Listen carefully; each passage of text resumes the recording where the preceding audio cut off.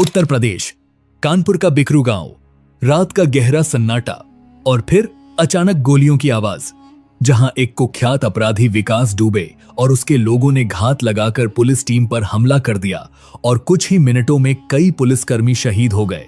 यह सिर्फ एक घटना नहीं थी, यह उस सिस्टम की झलक थी जहां कानून मौजूद तो था लेकिन हर जगह असरदार नहीं था। प्रयागराज, जहां अटिक अहमद का नाम सिर्फ अपराध की दुनिया में नहीं बल्कि सत्ता के गलियारों तक गूंजता था। पूर्वांचल, जहां मुख्तार अंसारी जैसे नाम वर्षों तक प्रभाव बनाए रखते थे।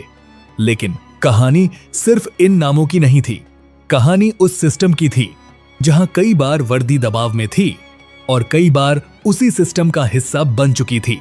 जहां एक आम आदमी चाहकर भी कुछ नहीं कर सकता था क्योंकि उसे पता था कि हर लड़ाई कानून से नहीं जीती जाती। जहां सड़कें अंधेरे में डूबी रहती थीं, जहां विकास की जगह दबदबे की पहचान होती थी और जहां इंफ्रास्ट्रक्चर पीछे छूट चुका था।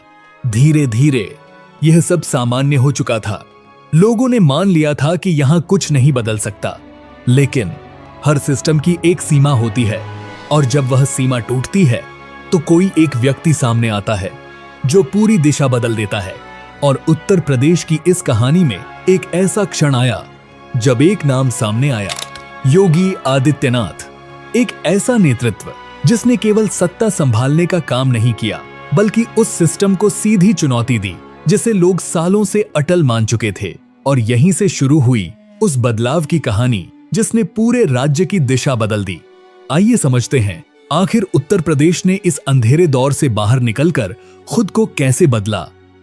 अजय सिंह बिष्ट का जन्म एक साधारण परिवार में हुआ जहां उनके पिता आनंद सिंह बिष्ट एक फॉरेस्ट रेंजर थे और घर का माहौल अनुशासन, सादगी और जिम्मेदारी से भरा हुआ था।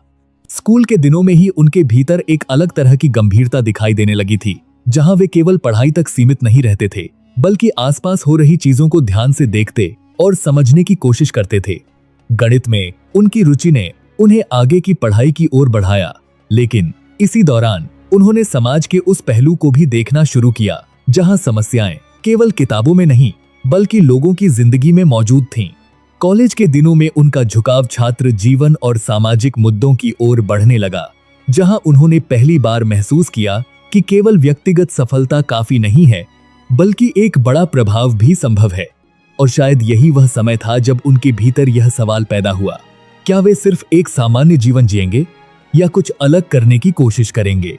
यही सवाल धीरे धीरे उनके फैसलों की दिशा तय करने लगा और उन्हें उस मोड़ तक ले गया जहां उन्होंने घर छोड़ने का निर्णय लिया। उधर उत्तर प्रदेश एक ऐसे दौर से गुजर रहा था जिसे समझना आसान नहीं था, क्योंकि यह केवल एक राज्य की स्थिति नहीं थी, यह एक पूरी व्यवस्था की कहानी थी। भारत का सबसे अधिक जनसंख्या वाला राज्य, जहां 20 करोड़ से ज्यादा लोग रहते हैं और जहां व्यवस्था का हर असर सीधे करोड़ों जिंदगियों को प्रभावित करता है। लेकिन उस समय इस राज्य में एक अजीब सा विरोधाभास दिखाई देता था। कानून मौजूद था लेकिन उसका असर हर जगह महसूस नहीं होता था। कई बार फैसले अदालतों में नहीं बल्कि ताकत के आधार पर तय होते थे। पूर्वांचल से लेकर पश्चिमी उत्तर प्रदेश तक कई ऐसे इलाके थे जहां लोगों को यह समझाने की जरूरत नहीं थी कि किसका प्रभाव चलता है, क्योंकि यह बात उन्हें हर दिन दिखाई देती थी। अतिक अहमद, मुख्तार अंसारी, विकास दुबे, ये सिर्फ नाम नहीं थे, ये उस दौर की पहचान थे। इन नामों का असर ऐसा था कि गवाही देने से पहले लोग सोचते थे और कई बार सच सामने आने से पहले ही दबा दिया जाता था। लेकिन सबसे खतरनाक बात यह नहीं थी कि अपराध था, सबसे खतरनाक बात यह थी कि यह सब सामान्य हो चुका था। और जब अन्याय सामान्य हो जाए तो बदलाव सबसे मुश्किल हो जाता है।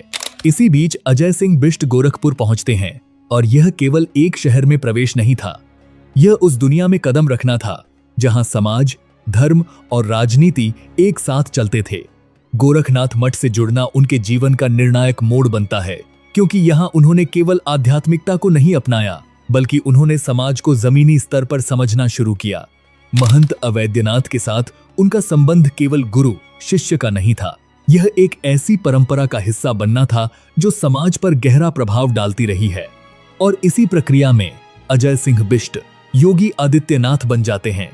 लेकिन असली बदलाव अभी शुरू ही हुआ था, क्योंकि यह केवल पहचान का परिवर्तन नहीं था, यह उस सोच का निर्माण था जो आगे चलकर एक पूरे राज्य की दिशा बदलने वाली थी। सिर्फ 26 साल की उम्र में सांसद बनना यह दिखाता है कि योगी आदित्यनाथ ने बहुत कम समय में एक मजबूत जनाधार स्थापित कर लिया था। लेकिन उनकी ताकत केवल चुनाव जीतने तक सीमित नहीं थी। उनकी असली ताकत उनकी कार्यशैली में थी। वे केवल भाषण देने वाले नेता नहीं थे, वे सीधे लोगों के बीच जाने वाले नेता थे। जनता दरबार उनके काम करने का तरीका था, जहां समस्याएं सुनी भी जाती थीं और उन पर कार्रवाई भी होती थी। धीरे धीरे उनकी छवि एक ऐसे नेता की बनने लगी जो केवल सिस्टम का हिस्सा नहीं है, बल्कि जरूरत पड़ने पर उसे चुनौती देने की क्षमता भी रखता है। लेकिन असली सवाल अभी भी वही था, क्या यह शैली पूरे उत्तर प्रदेश जैसे विशाल और जटिल राज्य में काम कर पाएगी? साल 2017 उत्तर प्रदेश की राजनीति में एक ऐसा मोड़ आता है जो इस कहानी की दिशा बदल देता है। योगी आदित्यनाथ मुख्यमंत्री बनते हैं और यह केवल एक पद परिवर्तन नहीं था, यह उस व्यवस्था के लिए एक सीधी चुनौती थी जो वर्षों से अपनी जड़ें जमा चुकी थी।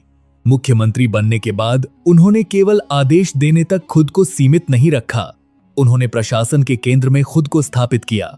उन्होंने कई महत्वपूर्ण विभाग अपने पास रखे, जिससे यह साफ हो गया कि यह नेतृत्व केवल प्रतीकात्मक नहीं होगा, बल्कि सक्रिय और नियंत्रित करने वाला होगा। लेकिन असली चुनौती अब शुरू हुई थी, क्योंकि सिस्टम को बदलना उसे चलाने से कहीं ज्यादा मुश्किल होता है।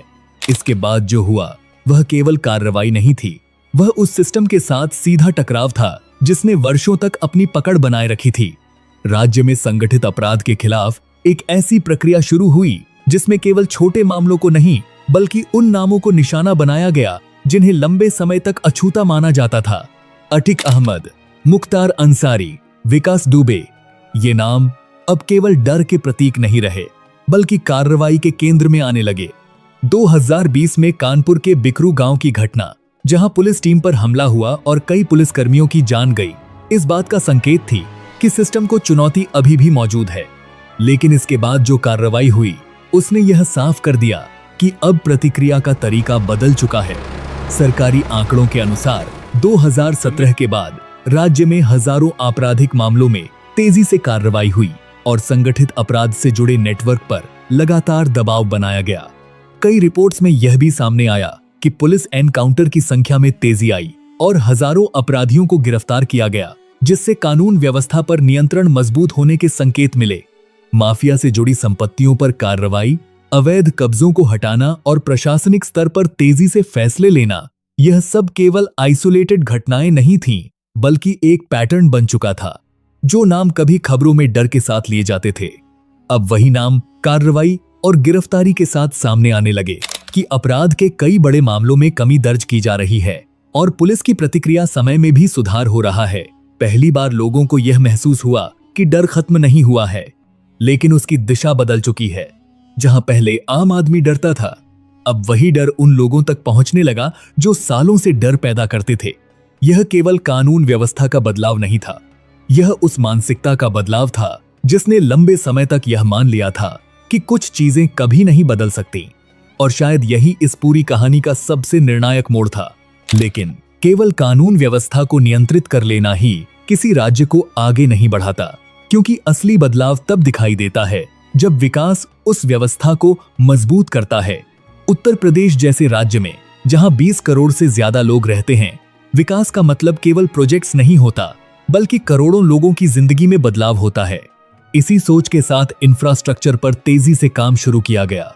एक्सप्रेसवे, नए एयरपोर्ट, औद्योगिक कॉरिडोर, ये केवल निर्माण कार्य नहीं थे, बल्कि कनेक्टिविटी को इस स्तर तक ले जाने की कोशिश थी जहां राज्य आर्थिक रूप से तेजी से आगे बढ़ सके। रिपोर्ट्स और सरकारी आंकड़े यह संकेत देने लगे कि राज्य में निवेश का माहौल बेहतर हो रहा है और बड़े स्तर पर निवेश प्रस्ताव सामने आ रहे हैं, जिनकी कुल वैल्यू लाखों करोड़ रुपए तक बताई गई।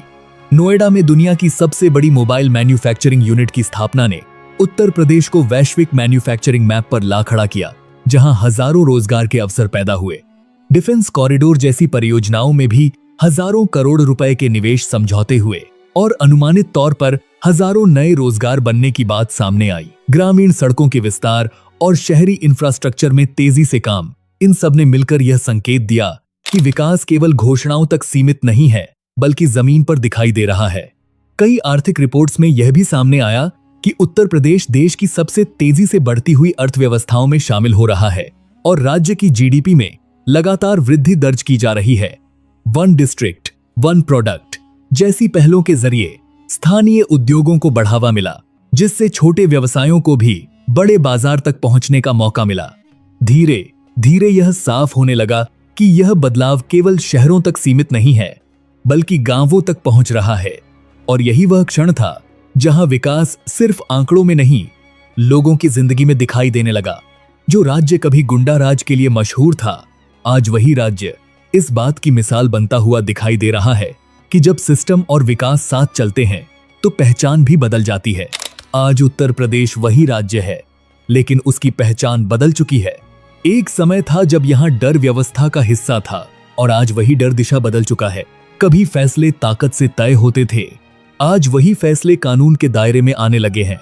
यह बदलाव अचानक नहीं आया, यह बना है फैसलों से, टकराव से और उस इरादे से जिसने यह मानने से इनकार कर दिया कि यहाँ कुछ नहीं बदल सकता। और इस पूरे बदलाव के केंद्र में एक नाम लगातार दिखाई देता है, योगी आदित्यनाथ। एक ऐसा नेतृत्व जिसने सिर्फ सिस्टम को संभालने की कोशिश नहीं की, बल्कि उसे बदलने की कोशिश की। जो राज्य कभी गुंडा राज के लिए जाना जाता था, आज वही राज्य इस बात की मिसाल बन चुका है कि जब सिस्टम बदलता है तो पहचान भी बदल जाती है, क्योंकि इतिहास अपने आप नहीं बदलता, उसे बदला जाता है। अगर वीडियो अच्छा लगा हो तो चैनल को सब्सक्राइब कर लेना। मिलते हैं अगले वीडियो में।